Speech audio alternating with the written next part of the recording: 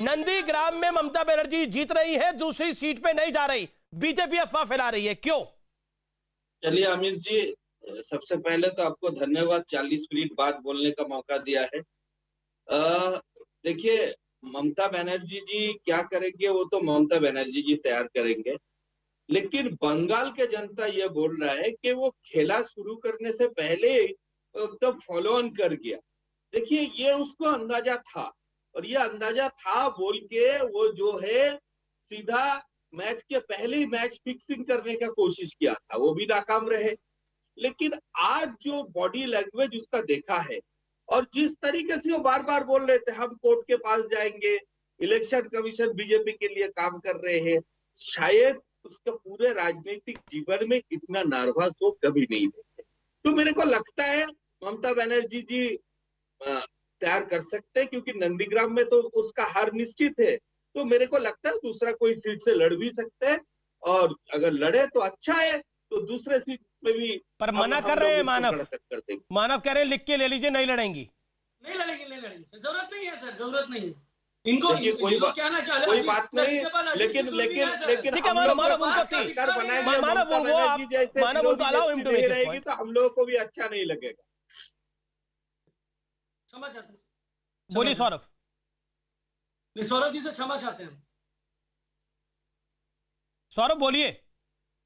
सौरभ मैं यही बोल रहा हूँ, ममता बनर्जी जी एज अपोजिशन लीडर नहीं रहेंगे तो हम लोगों को भी खराब लगेगा, लेकिन ममता बनर्जी जी को मेरे ख्याल से अभी ये निर्णय लेना चाहिए कि या तो वो डट के उसका जो अपना बात है उसमें खड़े रहे, या तो जो है वो दूसरा सीट ढूंढे।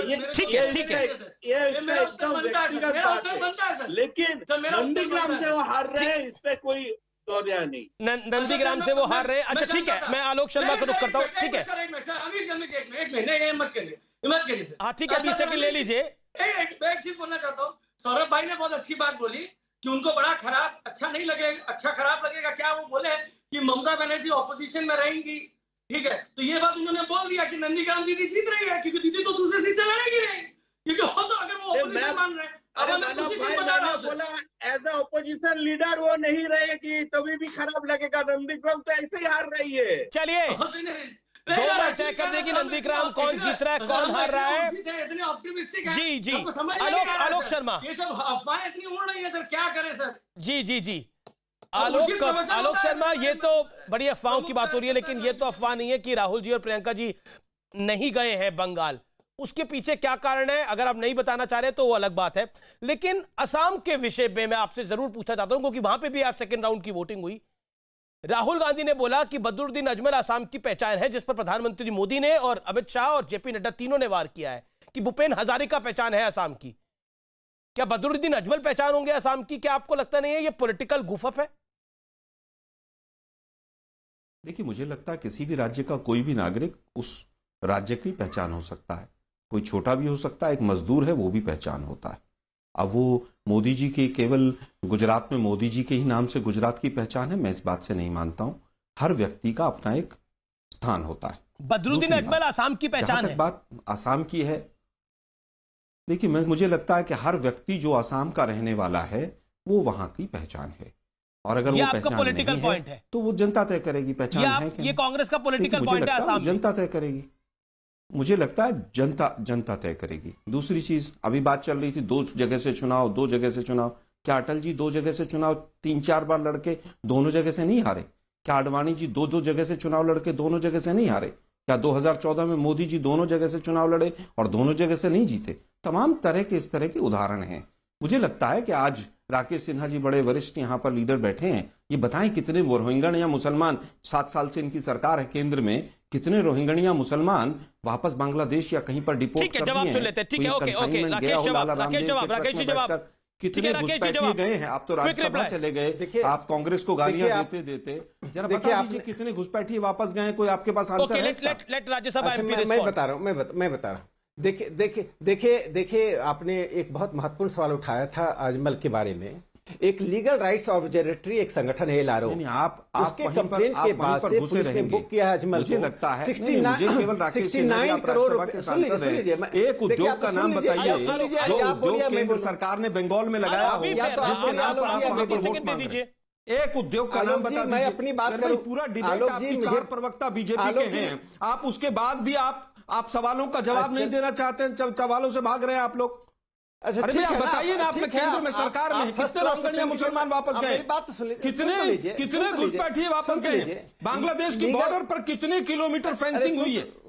सुन तो लीजिए, जरा उत्तर दे दीजिए इन सवालों के। सुन तो लीजिए, एक सुन तो एयरपोर्ट लीजिए, का नाम बता के दोनों का जवाब जाइएगा देता हूं। जिसकी दोनों का नींव जवाब मोदी देता जी हूं। ने 7 साल में देखिए, रखी लीगल और राइट्स वेस्ट बंगाल ऑब्जर्वेटरी में ने हवाई जहाज उड़ने एक लग गए। कंप्लेंट किया, उसमें 69 करोड़ यूनिवर्सिटी का नाम बता के जाइएगा जिसकी नींव मोदी जी ने रखी हो और उसमें बच्चे पढ़ने लगे। ठीक है, जवाब सुनिए ना, अब आपने बोला आलोक जी, सुन लीजिए 40 सेकंड। अरे भाई, आप बताइए ना, आप सीए के ऊपर आपके हेमंत बिस्वा शर्मा कहते हैं कि बंगाल में तो सीए लागू होगा लेकिन असम में नहीं होगा।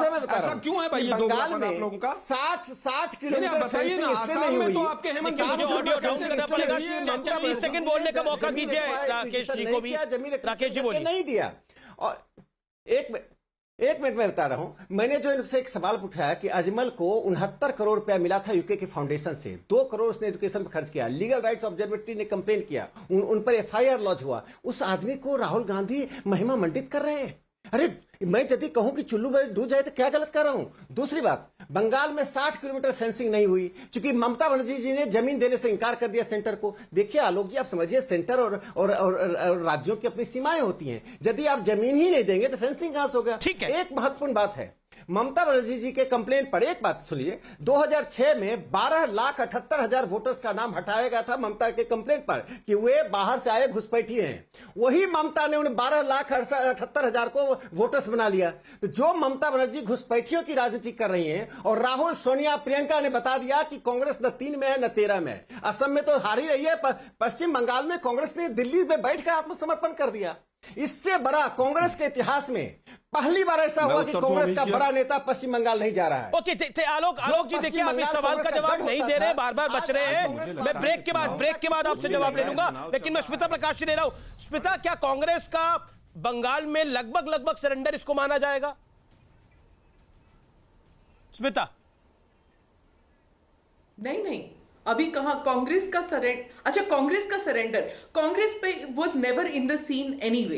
It has become a bipolar fight, मतलब कि एक तरफ टीएमसी और बीजेपी।